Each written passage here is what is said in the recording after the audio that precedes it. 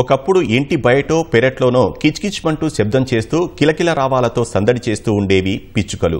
ధాన్యం కంకులు వేలాడదీస్తే చాలు చిన్ని ముక్కుతో గింజలను కొరుక్కొని తింటూ అక్కడక్కడే తిరిగేవి. ఇప్పుడు బస్తా వడ్లు పెట్టినా పలకరింపుకైనా రావడం లేదు.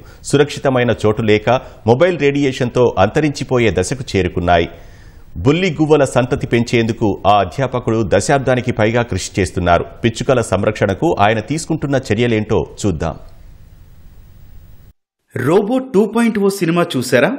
అందులో అక్షయ్ కుమార్ పక్షులు పిచ్చుకలను కాపాడేందుకు పెద్ద పోరాటమే చేస్తారు.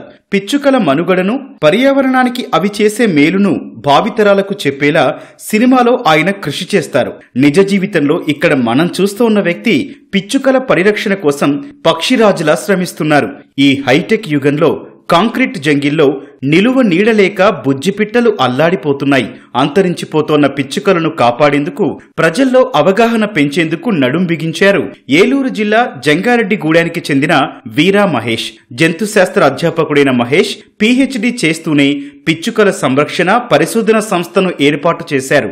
కృత్రిమ ఆవాసాల ద్వారా పిచ్చుకల సంతతి పెంచవచ్చని గుర్తించి ఆవాసాలు ఏర్పాటు చేస్తున్నారు.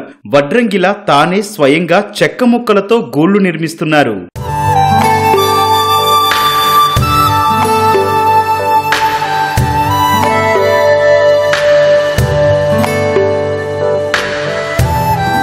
మహేష్ తన ఇంటిని సైతం పిచ్చుకల కేంద్రంగా మార్చేశారు. గూళ్లలో ధాన్యం గింజలు, మంచినీళ్లు అందిస్తూ వాటిని రారమ్మని ఆహ్వానిస్తున్నారు.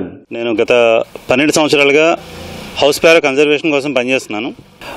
నేనే స్వయంగా గూళ్ళను తయారు చేసి ఇంటింటికి ఏర్పాటు చేయడం జరుగుతుంది. మేము చేసిన గూళ్ళలో స్పెసిఫిక్ మోడల్ నేను డిజైన్ చేశాను. అంటే రీయూజబుల్. ఒకసారి గూడు తయారు చేసిన తర్వాత ప్రతి సంవత్సరం దాన్ని క్లీన్ చేసే విధంగా వెనకాల విండో బాక్స్ వదిలి ఒక స్పెసిఫిక్ డిజైన్ని తయారు చేశాను నేను. దాంట్లో ఆక్యుపెన్సీ 97% ఆక్యుపెన్సీ కనపడిందండి. గతంతో పోల్చుకుంటే మేము డిగ్రీ చదివే టైంలో భీమవరం టౌన్లో నేను 1600 నుంచి 2000 హౌస్ ప్యారోస్ని భీమవరం టౌన్ 1లో కౌంట్ చేశాను నేను. ఎక్కడైతే ఫుడ్ రిసోర్సెస్ తగ్గినాయో గ్రాడ్యువల్గా అవి తగ్గిపోవడం గమనించామండి. మినిమం నెంబర్లోకి వచ్చేసినాయి ఇవన్నీ కూడా. కనుక ఫుడ్ రిసోర్సెస్ ఇస్తూ వాటిని మనం పెంచుతూ వెళ్తూ ఉంటే అవి క్రమంగా అభివృద్ధి చెందుతూ ఉంటాయి అనేది ఇక్కడికి ప్రాక్టికల్గా ప్రూవ్ చేశాం. జంగారెడ్డిగూడెంలో చాలా చోట్ల గూళ్లు ఏర్పాటు చేయడంతో పిచ్చుకల సంఖ్య పెరిగి ఆహ్లాదంగా మారింది. ఉదయం లేవగానే పిచ్చుకల కిలకిలా రావాలు వింటుంటే హాయిగా ఉంటోందని స్థానికులు చెబుతున్నారు. మా ఇంటి ఎదురుగుండా మహేష్ గారు గత 10 సంవత్సరాల నుంచి ఈ యొక్క పిచ్చుకల డెవలప్మెంట్ కోసం మరి ఎంతో కృషి చేస్తున్నారు. గూళ్ళు కట్టడం, మరి వాటిని మా వీధుల్లో వాటిని ఎస్టాబ్లిష్ చేయడం, ఈ విధంగా చేయడం వల్ల ఈ గత 5 సంవత్సరాల నుంచి పిచ్చుకలు బాగా డెవలప్ అవ్వడం జరిగింది. అంతేకాకుండా పిచ్చుకలే కాకుండా గోరింకలు, మరి చిలుకలు కూడా ఈ ప్రాంతానికి రావడం మేము చూస్తున్నాం. ఈ యొక్క వాతావరణం చాలా ఆహ్లాదకరంగా ఉంది.